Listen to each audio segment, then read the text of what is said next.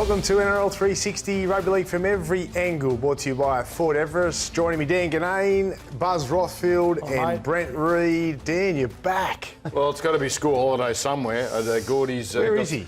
Well, they've got a very watertight contract, Braith, and he gets a certain amount of days off. Mate, seriously, this is his third holiday this year. You know when the cyclone was supposed to hit Queensland? It was due on a Friday.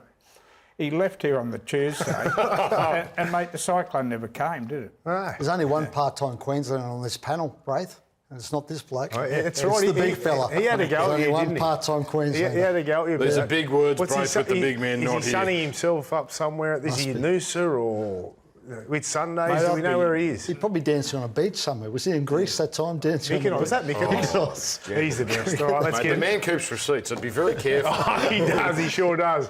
With their finals hopes on the line, the Dragons had everything to fight for against the Bulldogs, and with just minutes remaining, the Red V looked set for victory before some crucial calls flipped the script. Obviously, all eyes on that man, or rather boy, just turned 20 this week, Lachlan Galvin. Galvin onto Tracy, a 3-on-2, Crichton on, Kiro's over, onto Gutherson, he's away, he's got Sully on his inside, he's got Sloan on his outside, and it's all over, Tyrell Sloan. Oh, Crichton away, Crichton slips through, Preston on the outside, Galvin on the inside, and with a number 7 on his back, Galvin plunges over in the corner.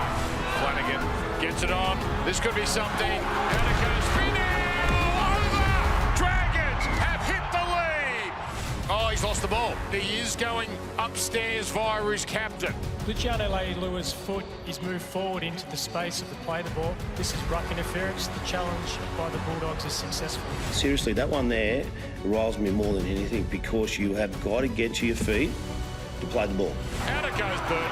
On the kick out. Tries to shovel it along. Off a Dragon. 6 more tackles. Kick out, passes the ball, hits Sloan and goes forward. 100 years, that's a knock on.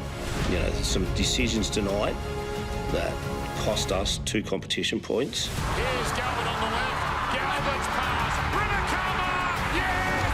Rinakama is over! The kid at number 7 comes up with the biggest play in the game.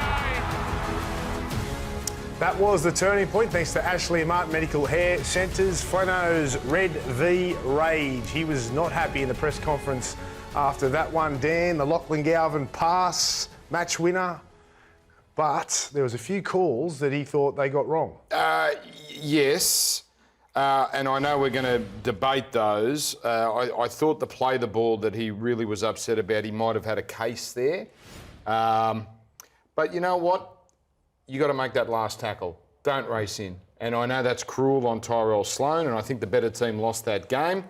But there's a reason why the Dragons keep losing close ones.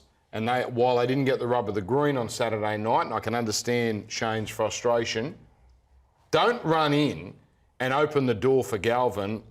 He was like a glitch in that video game, the poor fella. And it just... Canterbury, the kid had one moment. He was not very good all game. None of them were. But one moment, and that's all that matters. Yeah, but Dan, going back to Kiraz Leilua, they wouldn't be down that end of the field with Kiraz passing to the winger if the referee, not the referee, the bunker hadn't got it wrong. Let's have a look at it, Buzz. You're strong on this, all right? Now, let's have a look. I'm very strong on it, Brad. Because after the game, Flanagan's adamant they got this wrong. How did you see it, Buzz? You're obviously saying... Well, every side, with a game at this stage, is after a quick play the ball. Kiraz was after a quick play the ball, planted it, not on the ground, but planted it on the player's boot, the St George defender, Leilua. The referee called it correctly. Then it went up to the bunker and they overturned it. I have no doubt whatsoever that I'm right and Flanagan is right on that one decision. I won't wear that there was a knock-on in the next one, but that was definitely... Okay, so after we did this on Super Saturday, and the whole panel agreed with you and Flanno. We thought they got it wrong. And we looked at it a few times. Since then, I've looked at it even more. And I tend to think now it's a 50-50 call. It could have went either way. Now, I know you said he planted on his foot, but watch Leilua's foot move late here, there. Yeah. So it moves into the ruck. He was getting to his feet, mate. I know, and there's an argument that Kiraz should have got to his feet entirely and didn't, and it could have been incorrect play the ball. But I don't see it as clear as I did that night. But Braith, what you're saying, a 50-50 call, the bunker has to run with the referee. The referee is a lot closer. That's a good point. That's a good point. If a referee Can I rules... also point out, look, his arms, Leilua's arms on Jacob Carraz's back, which stops him getting to his feet. Now, the NRL has cleared this today, said this decision is right. But that doesn't make it right, Reading. Well, it does. I'm sorry, that does. Because they sat there and they've watched this and said... But you know what the NRL's... He put it... Look, Flanno talked about him planting the ball. He hasn't planted the ball because... Leilua's foot's got in the way. So the ball was never planted. Let's start by saying that. Second thing is... planted. He planted on his boot. He tried to play it too quickly and he stuffed it up. The second thing is he hasn't got to his feet because Leilua's got his arm on his back, Buzz. That's why he hasn't got to his feet. Can I just challenge you on the NRL saying you got it right? Were you at Leichhardt Oval yesterday? Yeah, I was. Did you see Jerome Luai knock on the football? They haven't said that was right. They never said that was right. I spoke to the NRL about that decision today. They said... You know what they said? And you know they said this. They said that was a 50-50 call. That's what the blatant Leilua knock on. There it is. That was a knock on. Yeah. That was no 50-50. So you're relying on the NRL telling you the spin doctors I'm relying on who what I work see. for Andrew What I Abdo see, and Buzz. Peter Villette. I just told you you're what I relying saw. on. You keep quoting the NRL. Well, no, I told you what I saw. The NRL were wrong which with is that knock on Leilua's as well. arm was on his back, which prevented him getting to his feet, and Leilua's foot, the ball was never planted on the ground. I'm because sorry, his foot got in Reedy. the way. I'm sorry. The spin doctors have got to you. They have, mate. They have. Can we go back to Kiros just for a second? Because there's something that no one's talked about here, and it's the fact that when decisions are going to the video, to the bunker, they are no longer going on field. Now, referees on field, they feel the game and they go with flow, right? And they manage a game. Once it gets to the bunker, it is now... That's where the ticky-tack decisions come in. That's the Harry Grant decision that cost Melbourne the game.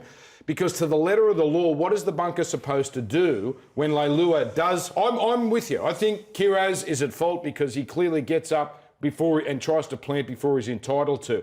But letter of the law, Leilua's arm is on him the whole way and there's the leg in there as well. So letter of the law, they're adjudicating it differently. The first error, to my eyes... was him trying to play it too quickly and planting the ball on his foot. And I think the NRL's assertion, whether it's spin doctoring, and I think it might be or not, is that before he gets a chance to make the error, Leilua makes the error first. He creates the first penalty. I thought it was a really, really sloppy attempt at play the ball. I agree with you. And all weekend we've had play the ball penalties for roll through the tunnel. But it's sloppy because the bloke's arm's on his back, Buzz, and his, foot's in Reedy, the ruck. I'm sorry, I don't agree. I feel don't know, really disagree, strongly about it. Let's agree to I feel disagree. St George were done. Let's agree to disagree because we could argue all night over this one. Let's get to the next one. Now, this was Viliami kick out, left-hand side, goes for the quick hands, which I've seen him do 5, 6, 7 times this year. Shane Flanagan is adamant that he dropped this. I totally disagree with Shane on this. Now, my opinion, kick out's going for those quick hands that I said that he does often. Was a pass, and he tries to pass it on. It's knocked down by Sloane. So I didn't see this as he did. How did you guys see it? I think Flanno's seen that live, and when you see that live, yeah, it looks like a knock-on. But when you see the replay like we've seen, and the touch judge was right there in line with it, and it was based on the touch judge's call, I believe, you can see that's a pass break that's knocked by Terrell Sloane. So I think they've got this one spot on. I can understand why Flanno had the reaction he had to it, because he's sitting in a stand and he's sitting up high in a stand, you see that, I could see why you would think that's a knock-on. But when you see it like but we've they've also seen got computers that they look at in the But they do. They can get a sheds. clear look at it. But from behind, it looks like a knock-on, I reckon. Tell me if I'm wrong, Braith. I don't have a real problem with what happened there, and I can wear that one. Was Sloane in the wrong place in the first time? Should he have stuck to his wing and trusted his centre? In this play? That's what... No, he's coming up to jam. He's just... Yeah, but I know you come up to jam, but should he have come up to jam when he had a centre there? Centre was committed inside. Or whether he had the edge forward there. No, his centre got committed. So you think he did the right thing? Just then he did, yeah. He had to, because look, Sully gets... Well, you didn't have to. Sully's actually releasing there late. Well, it's a fair point. So so he'd been pulled in there. But then what's that going to do with anything? We're arguing over the knock-on here, aren't we? No, but what I'm trying to say is Flanno could also ask his winger. That's why he was not there in the first place, to keep an eye on the winger. Listen, Sir George Laura have mastered the art of losing close games this year. I think Flanagan is 100% right with the Kiraz decision. And I can understand his frustration. But there's a reason they're out of the 8. They should be actually, strangely, right in the mix, but they keep losing the close games because they can't close them out. Did you see Canberra 2 Saturdays ago, the slow forward pass? When the try got called back for a forward pass that went a metre backwards? Yeah, but Buzz, now, what I'm saying is... Buzz, you're talking about a team that no matter what calls they get, are they going to win the game still? Right. Since round 9, Flanno's been saying, he said it at round 9, we need to improve our game management and we need to finish off our games. I haven't heard him say it since, but that's the problem they've got. And I agree with all that. I agree with what you're saying, but what I'm trying to point out is 2 weeks in a row, they've had a couple of bad calls, match-deciding calls. They have had That tough wasn't calls. match deciding, Buzz. What, That down was in Canberra? No, it was in the first 20 minutes or something. They had a try taken off in them. the first a possible, 15 or 20 minutes. They had a try. Can I finish? They had a try taken off them, right, and a conversion attempt, and they were beaten by 4. Well, it happened in the first half. You Doesn't can't- matter. That's a stretch to say that I cost them the agree. game. It's a terrible call, but it's not to say it cost them the game. That was in the first 10 minutes. Yeah. Look, I feel a bit sorry for them. I do, because I thought they did enough to win that game. That was the other day. heartbreaking, that game. And, we talk about the Galvin pass, miracle pass, great pass, brave pass, risked an intercept. But that's the difference between the teams, Buzz. Like Dan's right. They've had a go all year, but they just and Brett said it too. They haven't had someone, and Tim Watford, who's coming on later, has spoken about this. They're after a marquee half because they haven't had someone who can get them over the line when the game's in the balance. Yeah, and that's Further to that, they've had some tough calls. They had tough calls in this game, but in the first half, their kicking game and their game management, their kicking game was diabolical. And even in key moments, their short dropouts and their fifth tackle options, you wouldn't see much worse if you looked at every game this year in that first 40 minutes. So, we can look at all these unlucky calls they're getting, and rightly so. And you can feel sorry for them because they could have won, should have won 4 or 5 more games this year. But you can't overlook that they do have issues with the way they're playing at times. And Brett, I'll go back to it. We've spoken about it here, and Shane gets upset with this, right? And this is not a shot at Kyle, and I'll stress that. It's not a shot at Kyle Flanagan. But the reserve grade team is winning. They won again on the weekend. Their halves and that, it's not just Lockie, it's Jonah Glover as well, been playing out of their skin in reserve grade. Can't get a look in. And that's not... Look, that's, why does he get angry with that? Because he thinks... He seems to be very sensitive Because about he's all a this. father, mate. Yeah. He's a father. And look, I don't necessarily... They've won 1 out of their last 6. Yeah. The New South Wales Cup have won 11 out of their last 12. And then if I the can problem... see why you're discussing it, but a father doesn't looks at his son differently. It's a fact of life. That's not even saying Kyle should be out the team. Yeah. Like What are you Tommy has saying been then? battling in recent weeks. I think he's going all right, the 5'8". I think he's going okay. Look, the bottom line is with St George, and we're here picking them apart and giving them the first 10 minutes of the show, compared to Parramatta, compared to the West Tigers, compared to the Titans, and this was a side many expected to finish, some tipping to win the wooden spoon. So they're not going too bad. But I can understand this debate. I personally... We're talking about the top of the show because of the controversy. Yeah, we are. We're not talking about because they're poor performances. Look, I understand that. But I think Kyle Flanagan is a hooker, and that's where his place is down the track with that St George side. And I even spoke to Cameron Serrato about it last week. He agreed. He thinks he's a hooker too. Well, they moved him to 9. Yes. Didn't they? All right, over to the Bulldogs, and Serrato was full of praise for Galvin, but did he improve their attack on the weekend? Well, he did when the game was on the line, Braith. I mean, obviously, they didn't have a great night, and Dragons defended them well. But you know what? He came up with the big play, as Dan said, when it was needed. And, I'm not sure Toby Sexton throws his pass.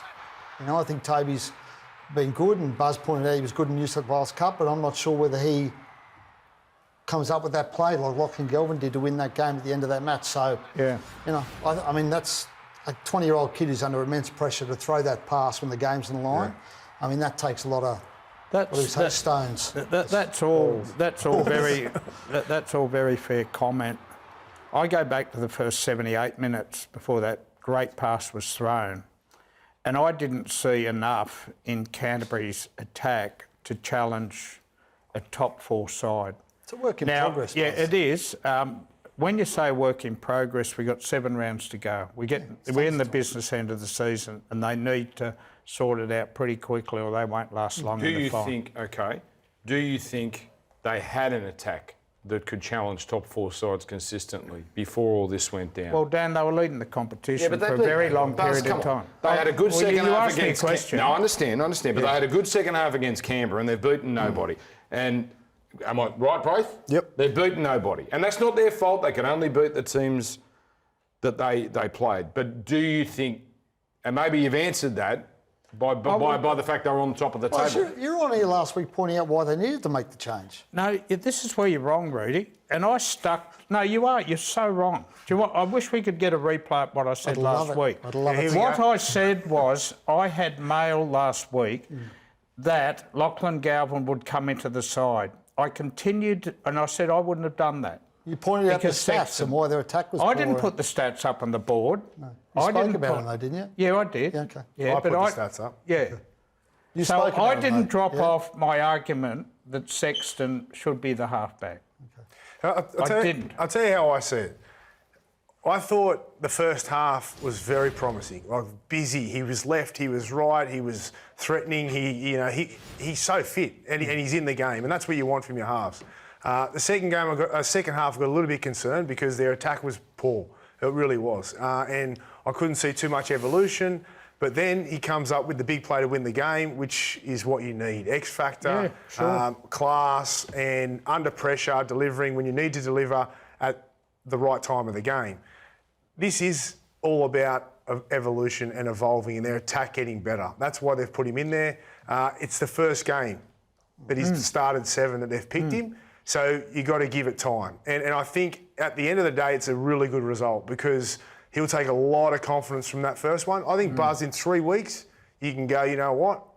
It's either a failure or it's a success. But right now, there's still time. Well, Cameron Serrado's a great coach. And Cameron Serrado, if he thinks he's going to turn them into a more lethal attacking side. What do you think, Dan? You feel like I can feel you wanting to jump in here. I respect the move. I don't respect how it went down. We all agree it stunk from the moment, and I know I'm going over old territory, but from the moment Gus referred to Galvin as the best teenager he's ever seen, that's a guy that coached Brad Fittler as a teenager, right through all the events till he arrived at the Bulldogs, the whole thing has stunk. Okay. But that past is the past, and I think we have to stop looking through the prism of how we got to here, and now we have to look at this from a distance and take away how it happened, why it happened, and both that attack was struggling. Oh, they can't win the comp playing like they did on the weekend. But hang on. Oh, you mean before? Before. Yeah, same.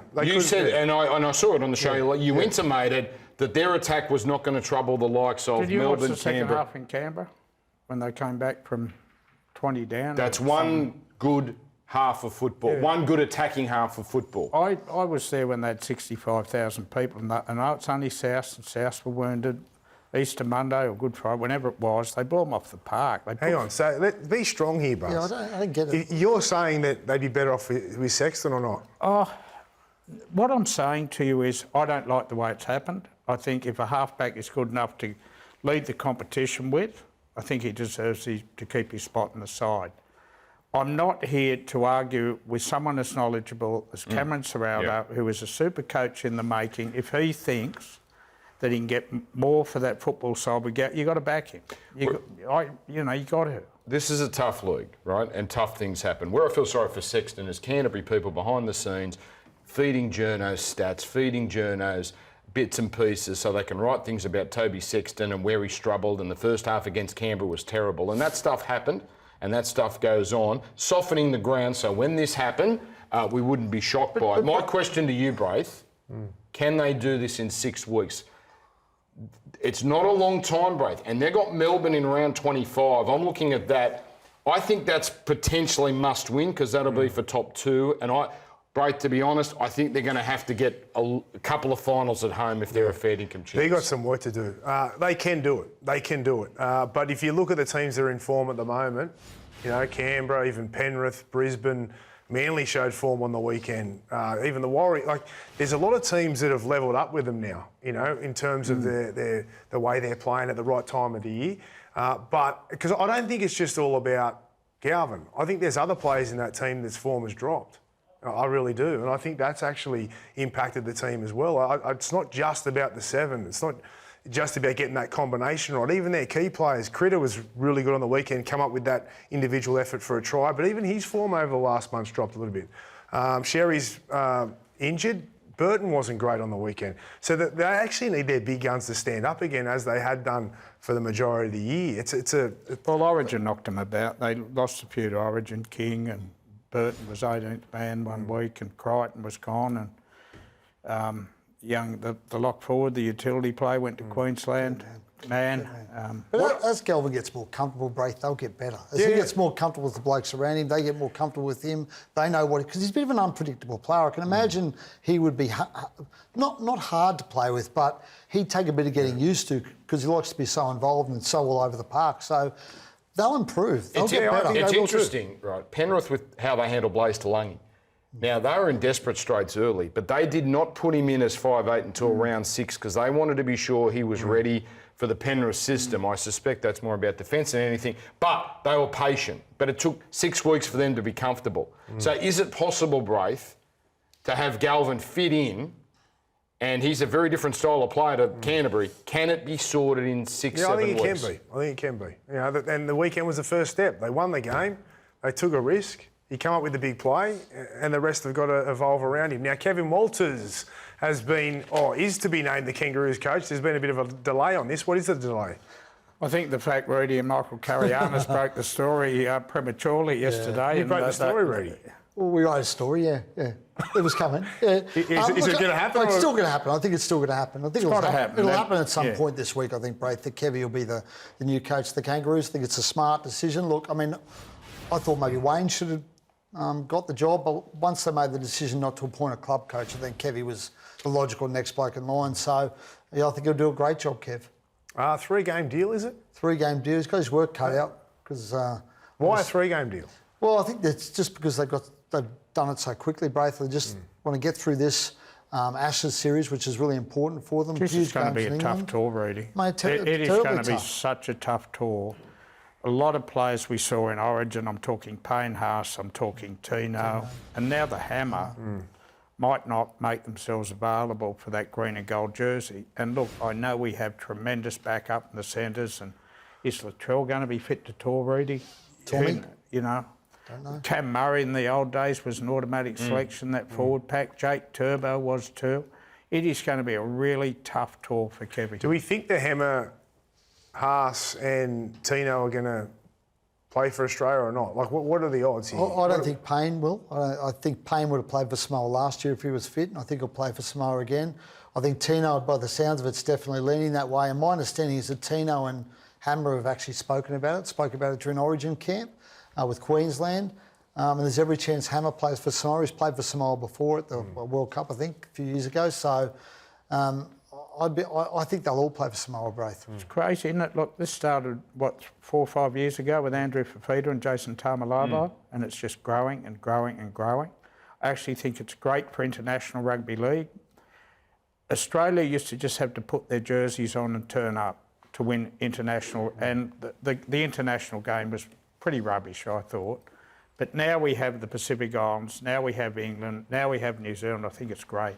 Do you think it's good, Dan? I think, yes, I do. I don't like it when players intimate, if I don't get picked for Australia, I'll go and play for one of the Pacific nations. Sort of Hammer said that in a press conference. I'd rather he just say, I want to play for Samoa, and that's the end of that. Too. Oh, yeah, absolutely. I do think we need to get to Tier 1 status, Samoa and Tonga. And perhaps have some sort of moratorium where for a year, an amnesty, whoever wants to go across, this is your chance, but that's it. We can't have chopping and changing. I don't like that idea. I've never been a fan of that idea because then you force players to make a choice between playing for Samoa or Tonga and playing a state of origin. Yeah, but the state of origin We need to will clean that I up think as they'll well. all play state of origin. They should too. You'll decimate Samoa. You'll decimate all the good work we've done with Samoa and Tonga if you do that. You are right. it- We need to, we had yeah. the big argument last time I was in here with Yeah, Paul it Cruitt. was. Just separate the two. State of Origin's its own thing and has Open nothing to everyone. And if you qualify for Origin, if you were born in this country or if you played your junior footy That's under right. 12 year, That's right. doesn't matter what country you play for. Radley, That's right. Brimpson playing for England. Haas, To'o, Yeah. Fa'asuma, Alawi. They're Queenslanders, they're New South Wales boys, but It's they're actually Samoans, great they're for Tongans. international football. 100%. And there's a World Cup here next year, isn't it? The end of next year, it'll be terrific. All right, what about the West Tigers snatching victory at Leichhardt against the Tigers?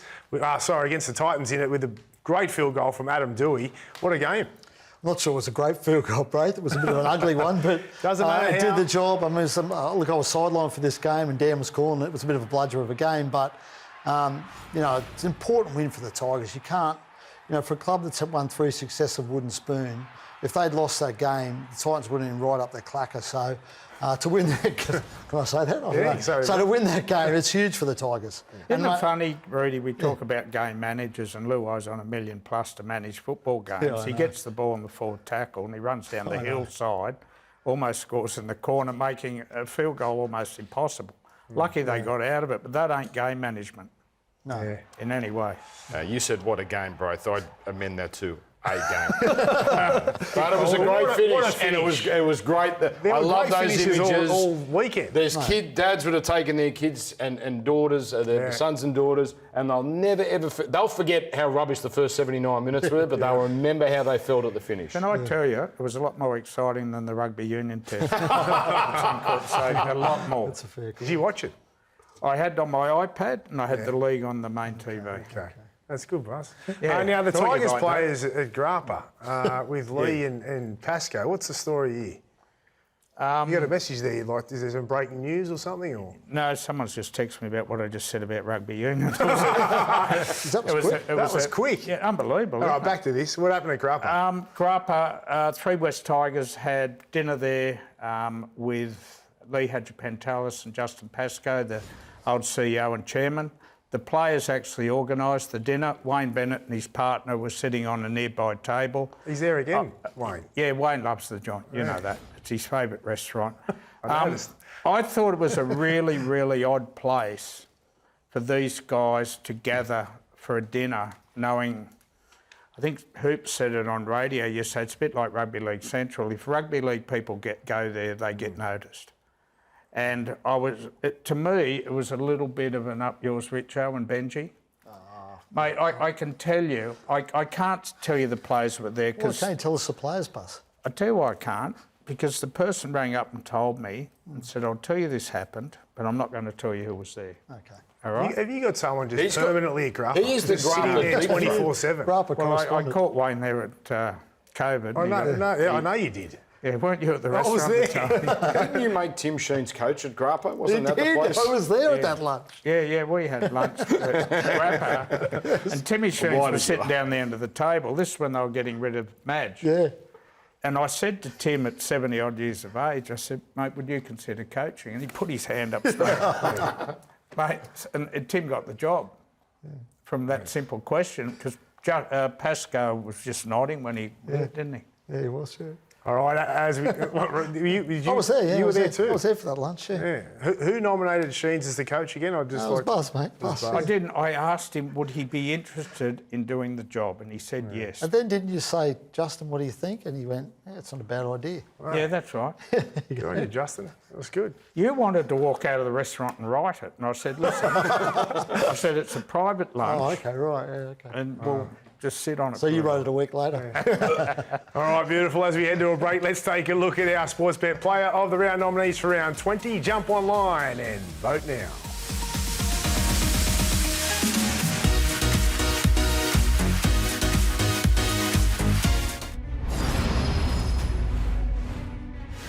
Cherry Evans now.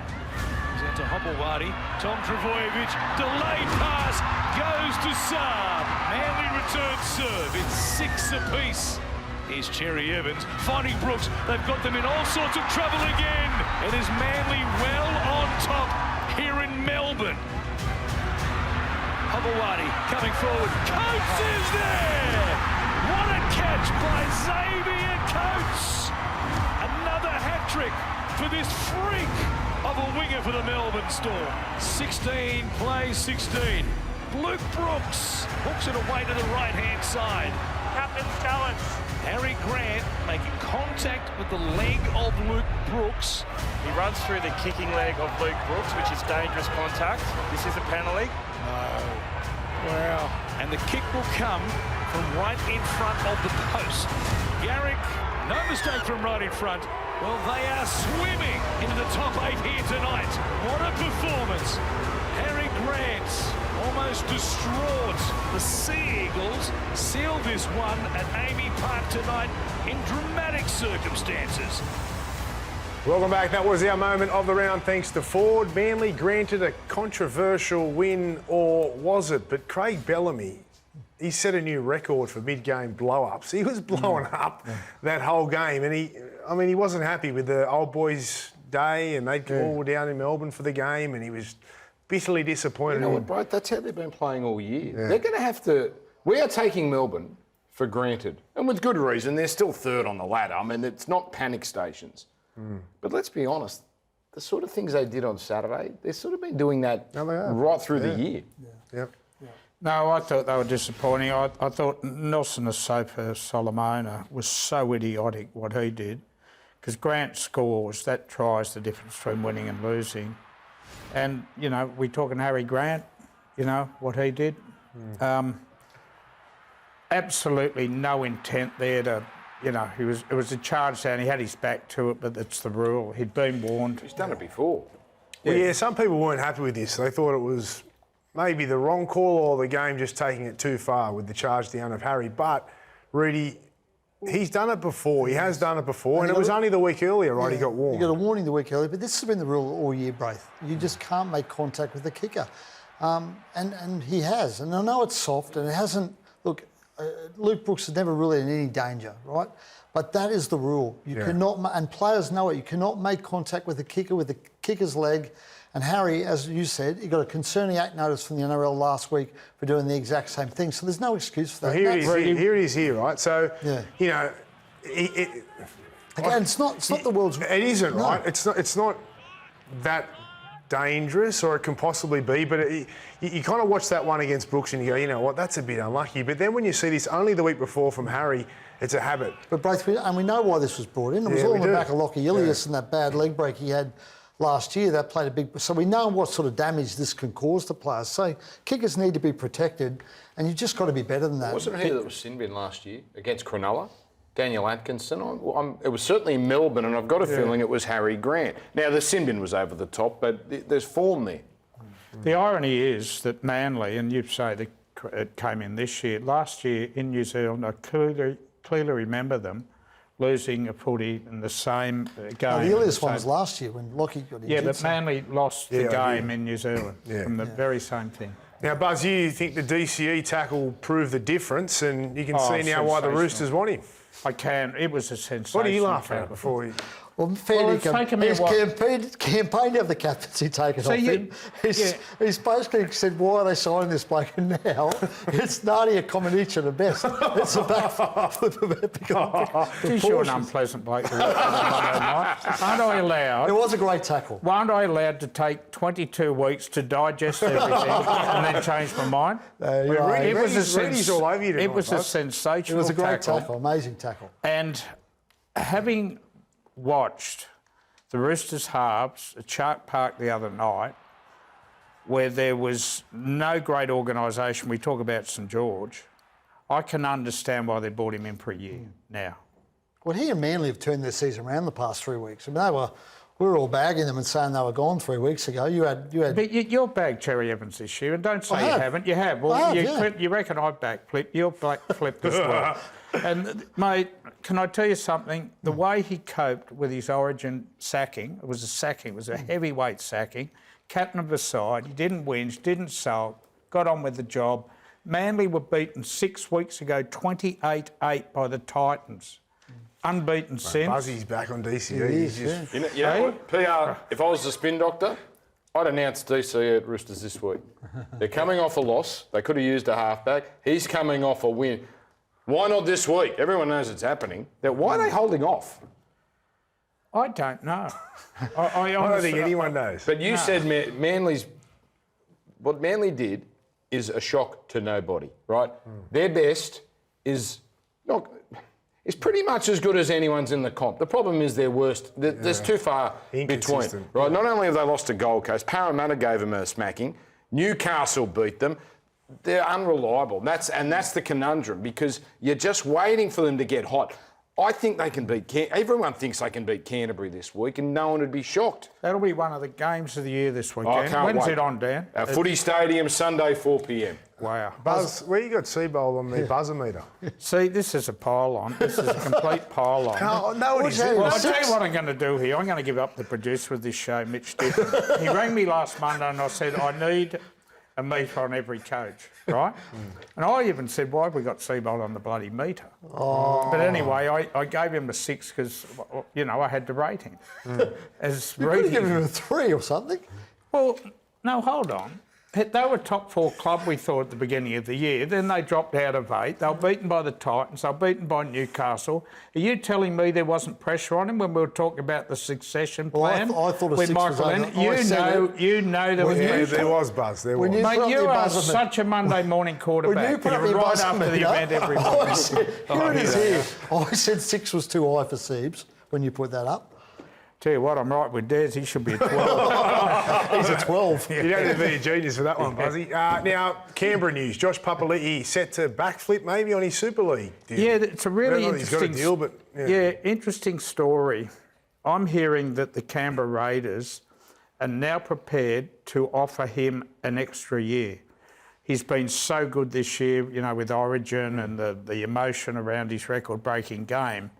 He'll stay, I believe, if he is prepared to do a Ben Hunt, Adam Reynolds type contract on much less money than what he's on right now. And I know the club are talking to him and his agent, Steve Gillis, about this.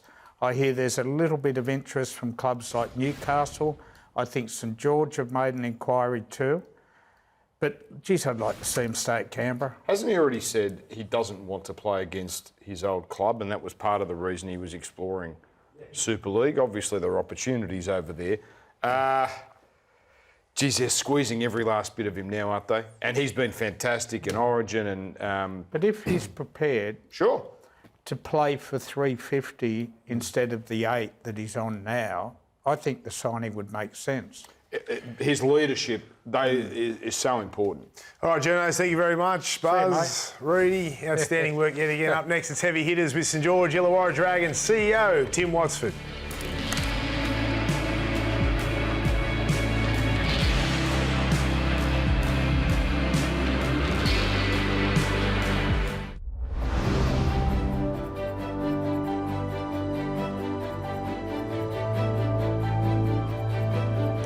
Welcome back. Now it's time for Heavy Hitters with Dragons CEO Tim Watsford. Tim, thanks for joining us. Thanks, boys. Thanks for having me on. Congratulations on the new role.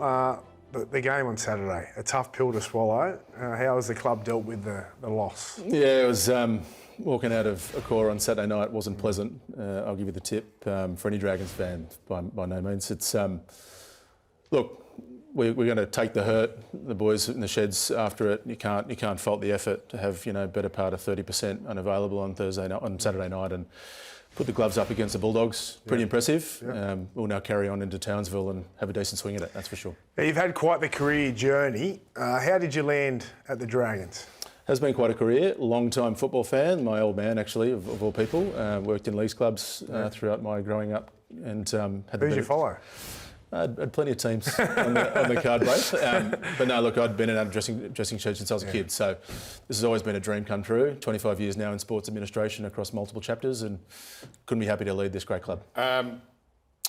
You worked in... I want to get to the Dragons and some specific questions, but you came from supercars, which I find a fascinating sport, the way it's run, the people involved in it.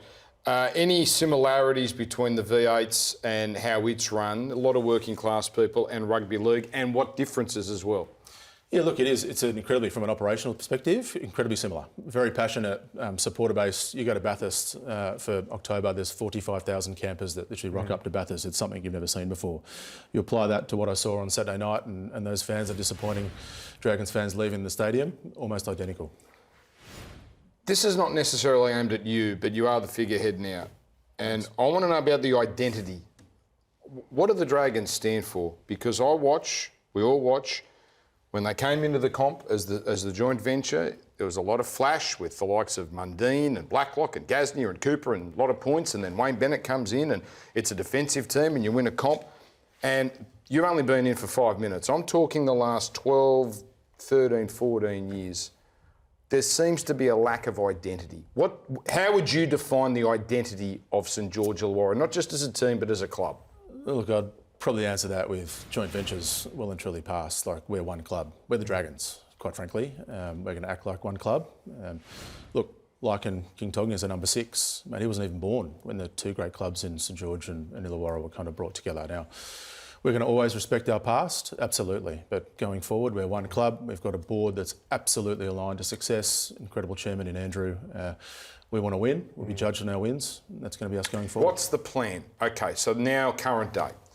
Because you look at teams, and Penrith, I know who they are. I know who Canterbury are. They're an energy, and they've got a system. Even West Tigers are taking big swings. And I'm looking at the Dragons, and I think Gutherson and Holmes were good signings, Damien Cook, but obviously they're near the end. And what's the future? What's the ambition of St George Illawarra? Is it making finals? Is that the goal here? Or is there a plan for something much bigger? We want to win it. I'm not going to sit here and say otherwise. We're in the game of winning both on and off the field. Our footprints, 300 Ks, from Arncliffe to Bateman's Bay. We've got one of the biggest nurseries in this sport. And we're going to utilise it. We've got a crop of players coming through. You look at the Couchman brothers, Hamish Stewart, Dylan Egan's. These guys are going to be knocking on the door of Origin in 2 or 3 years. Go down a step, Cade Reed, Oliver Burton's. Our junior pathways is firing. We're going to harness them. We've got 2 clubs coming in that are going to be knocking on our door. But we're already known. We're fierce. We're competitors. You can see what's going on around. We're very, very close at the moment. We're not far away. We'll get there. Your coach, he's had a lot of success. Won a premiership with the Cronulla Sharks. What gives you confidence that he'll replicate that at the Red V? Yeah, look, he's had success. He's won it. Not many coaches have, point blank. So that's one thing that we're proud to stand behind Shane. But look, even coming into the role 2 months in, the work ethic and the demand for excellence, not only from a football department but right through organisation that Shane's brought in over the last 18 months, is second to none. I think that's an absolute trait that he has, and we're on the journey. Like, we're not there yet. We know that. We're in the, like I said, business of winning. We want to win. Shane wants to win, and we've got every confidence he'll do so. What about the speculation around his son Kyle? It's been a tough year for both of them, it seems, right? You can see it from the outside looking in, and you've seen it at press conferences. I mean, it's been all over social media. A lot of unfair criticism, and some people taking it a bit too far. How have you handled it? How have they handled it? How do you see it? Yeah, it's coming into the role in what was a pretty tough time for the club. Yeah, absolutely, and Kyle in particular, but not only Kyle, some other players were copping a fair share as well. Look, absolute zero tolerance from a club perspective, from a Tim Watsford perspective on bullying, full stop. On the online stuff that was coming through some of our channels was horrendous. You wouldn't wish it upon anyone. So full credit to Kyle for having character to stand up, put it behind him and continuing to perform. Him scoring a try against Parramatta after a pretty ordinary week of getting tormented is absolute character. He's doing his job. But from an online perspective, we won't tolerate it. You've had a role, we talked about supercars, but rugby league. What were the roles you had in NRL before you went away for a little while? Went away for a little while. Went to another job, bro. So I just made it jump ship. How government worked. I looked at all kind of commercial elements, major events pieces, had the privilege of working on things like Magic Round and moving Origins around the country. And look, Andrew Abdo was my leader at the time and still a mentor, and we had some great fun. We did some incredible things, particularly off the field. Where can we be better? We're going pretty well. Rugby league as a game is flying. Where do you think, having seen that side of the business, where do you think we can be better? I think elevation from clubs more I guess some clubs are doing a lot better than others. My job's to kind of get up bring the Dragons up to where they should be, which is right at the top of the pile. But more broadly, look at expansion at the moment. Look what they're doing in Vegas from an NRL perspective. Hats off to Peter and Andrew, what they're doing. It's quite incredible. And the game's growing at an astonishing rate since when I left in 2017. What did you take from them, working behind them and seeing what they do? Intelligence, tenacity and commitment to the cause, to be quite frank. A relentless appetite for success. And that's what I've carried with me. I said it to Andrew as late as Friday. I said I learnt most of my trade coming out of him, working for him for the better part of 4 years. I want to apply that to the Dragons, have a decent swing and go with them. You talked about the players coming through. There are some impressive youngsters. That Hamish Stewart is very impressive. Very. Dylan Egan as well. All right, you're probably going to fall short of the finals this year, but a lot of close results. It's a decent season. But where are the Dragons in 12 months? We're competing, 100%. We're competing. Like if we want to be in finals in 26 and 27 and 28 and forever onwards. We've got some recruiting to do. I think we've spoken about it. I've spoken about it quite publicly where we kind of want to have a bit of a crack at in the off-season. Like every club, middles, halves, a dime a dozen at the moment, and outside backs. We want to try and really make sure that we're competing with the best, but not only that, setting our kids up for future success. We need leaders. What is your biggest challenge recruiting? Is it players don't want to go to Wollongong, a beautiful part of the world, but it's a bit out of Sydney? Is it the club? What are the challenges you find when trying to get... Well, you haven't really done it, but as a club, what do you think the main challenges are? I don't think we really have challenges, quite frankly. What we can state is, though, that we've got a centre of excellence coming online. I know every club seems to be having one at the moment, but ours will be state of the art come May. And in Wollongong, what better place? But look, quite frankly, we're there. We're so close. There's green shoots coming through. We need some big players to come in and really drive the kids forward, and if they can carry on behind and take the legacy forward. So the club's had a lot of success, and the fans are so passionate. You just see it, even from someone who's not a Dragons fan. There's a lot of pressure. Yeah. How do you feel about the pressure and stepping into this role at this famous club? There's few roles in rugby league I think you would take. This is one. Both from a pressure perspective, absolutely, not going to lie, my phone goes nuts. It is full on, full tilt. But in saying that, when the tide turns, this is going to be a monster. This is going to be one to really roll. So, what's your opinion on the expansion with PNG, Perth Bears? Do you think it's a great thing? Or do you see it being a success? Yeah, absolutely. I think more money in the game, first and foremost, particularly kind of with PNG coming online. But look, going back and doing the Origin deal with Perth back in 2017, and there was always one eye on the future and what does a Perth team look like? You know, watching from afar and Peter and Andrew coming together and really pushing that thing forward, it's a good thing. It's going to be a great thing. Was there a place, because you dealt with the Origins abroad, was there a place you wanted? Was it New Zealand? Was it Wembley? Was it somewhere a dream place that you had in mind? I thought I'd love to be able to take a game here. Probably get skewered for this, but there's a brand new venue in Christchurch that'll look pretty good with an Origin being played in it. But no, look, at the time it was growth. It was looking at different ways to sell the crown jewel on a more of a national scale, an international scale. But yeah, from a Tim Mossford perspective, New Zealand should be on the cards. I agree. Thank you, Tim. Really appreciate you coming on. Congratulations on the new gig and good luck for the next role that you've got over the next few years. Good on you guys. Thank you. All right, up next we reveal our player of the round, and following us, it's the latest edition of Maddie and Cronk.